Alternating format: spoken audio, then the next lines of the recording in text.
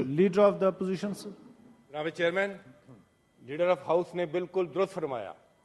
इस ऐवान का कोई तकद्दुस है और इस ऐवान का तकद्दुस इसकी रवायात के साथ है।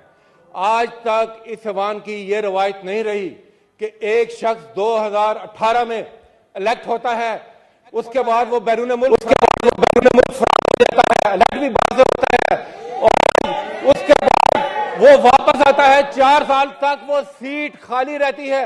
जनाब चेयरमैन, इस दौरान एक ऑर्डिनेंस आता है, उस ऑर्डिनेंस के ऊपर भी बैठ जाते हैं सिर्फ और सिर्फ एक शख्स को प्रोटेक्ट करने के लिए।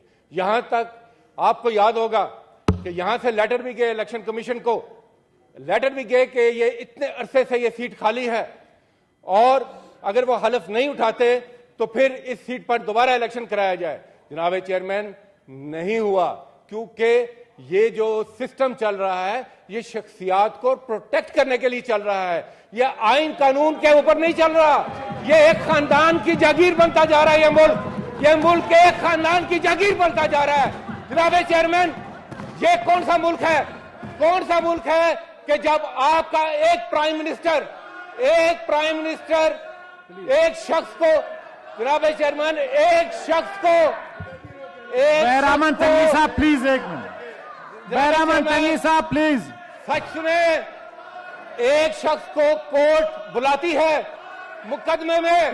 प्लीज आप लोग तो ना करें, गवर्नमेंट के बेंचेस वाले प्लीज जी। वो बजाय अपने सफाई देने के वो मुल्क से भाग जाता है। और कैसे भागता है? उस वक्त का प्राइम मिनिस्टर उसको अपने जहाज पर बिठाकर इस मुल्क से फरार कराता है और दूसरा प्राइम मिनिस्टर उस एब्सकॉन्डर को अपने जहाज पर बिठाकर वापस लैंड कराता है। मेरी इतला के मुताबिक अभी तक इन्होंने कोर्ट के आगे सरेंडर भी नहीं किया, पेश भी नहीं हुए, सीधे आगे हैं सेनेट में।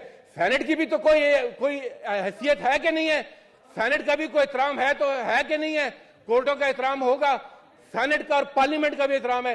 जनाब चेयरमैन, यहां पर तो फ्री राइड पर एब्सकॉन्डर जाते हैं, फ्री राइड पर एब्सकॉन्डर आते हैं। ये तो इकोनॉमी क्लास का किराया भी नहीं पे करते, जहाज भी उसमें जाते हैं जिसका खर्चा इसी मुल्क के टैक्स गुजार देते हैं। ये मजाक बंद होना चाहिए जनाब चेयरमैन।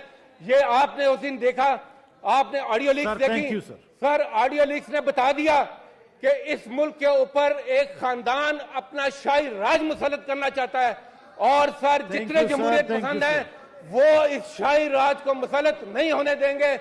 जिस शख्स के ऊपर यह इल्जाम है कि पाकिस्तान की मईशत का बेड़ा गर्क किया है उसने, उसी को आप उसके इलाज के लिए लेकर आ रहे हैं। Thank you sir. बीमार हुए मीर क्या सादा है, आपके ही लीडर ऑफ द अपोजिशन बोल रहे हैं, क्या सादा है, बीमार हुए जिसके सबब उसी अत्तार के लड़के से दुआ लेते हैं। Thank you sir, thank you sir, thank you sir. Question answer जनाब चेयरमैन, हमारा पुरजोर इस पर एहतजाज है।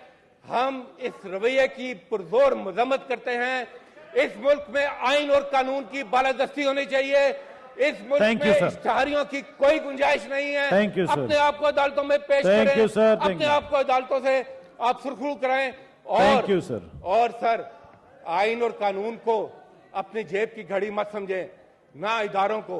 ये यहां पर इस वक्त मसला ये है सर, एक शख्स है सर, थैंक यू, एक शख्स है जिसका नाम है इक्तदार। वो डॉक्टर भी सबसे बड़ा है, यानी जब इक्तदार होता है तो बीमारियां भी सारी ठीक। वो वकील भी सबसे बड़ा है, यानी जब इक्तदार होता है तो मुकदमे भी सारे खत्म। ये कौन सा मुल्क, कौन सी बनाना रिपब्लिक बनाने जा रहे हैं सर? इस मुल्क को सर चलाना है पार्लियामेंट की बालादस्ती के साथ।